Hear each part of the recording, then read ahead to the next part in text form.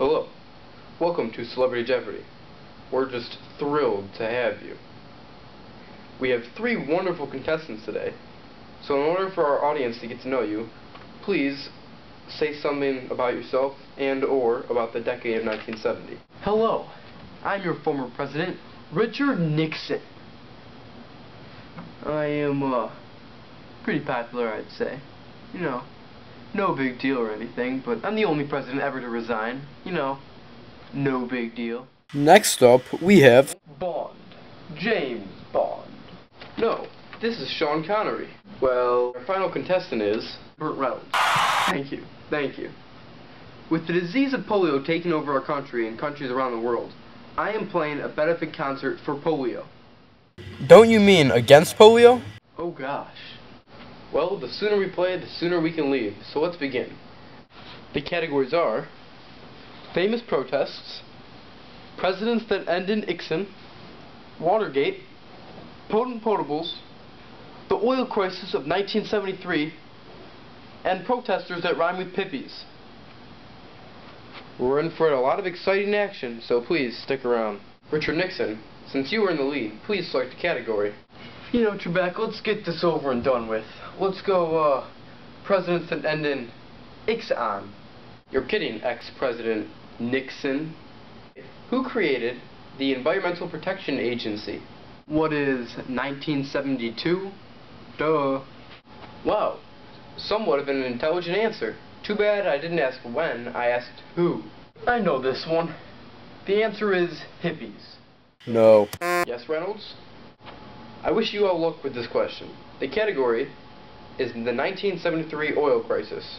Alright, the question is, which organization created an oil embargo against the United States?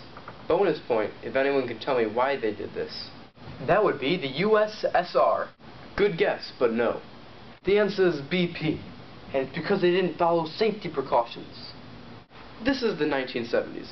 I don't know what kind of futuristic world you're living in, Connery, but the correct answer is OPEC, Organization of Petroleum Exporting Countries. They did this because they were upset with the U.S. helping out Israel. The question is, who were the plumbers? They have enormous butts. Yeah, I hired them. Yeah, To fix my toilet. no. No.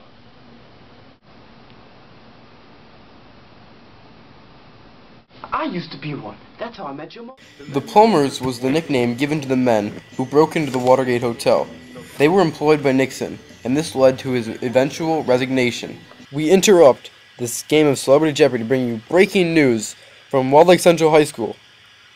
Here's Jarett Lazare. In order to get this question right, all you have to do is mention anything at all about the hippies. I mean, protesters that rhyme with pippies. Paul Crew. The fictional character you played in The Longest Yard? Yes. No! Jeez. Your mother, Trebek. Good guess, but no. This is failing even worse than the Bay of Pigs. On to Final Jeopardy. The question is, what was the Kent State protest?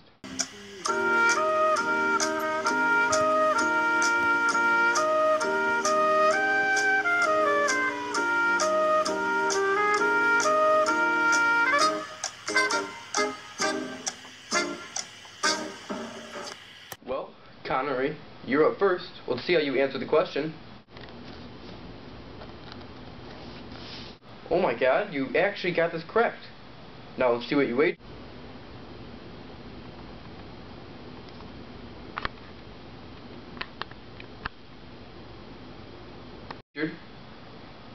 You wagered yourself shooting me.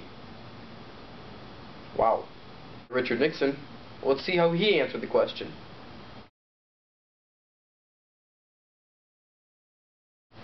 He said he doesn't need to answer this question. I'm sorry, but that is not the correct answer.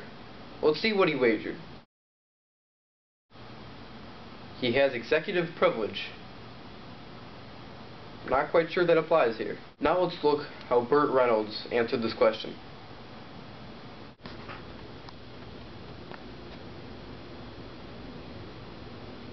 He said, the Kent State protest occurred when Students at Kent State University were protesting the Vietnam War. The National Guard shot and killed 4 students on the 7th of May, 1970. That is actually 100% correct. I'm amazed you got that one correct. That's the first correct answer you've ever gotten in the history of Celebrity Jeopardy. Well, let's see what you wagered.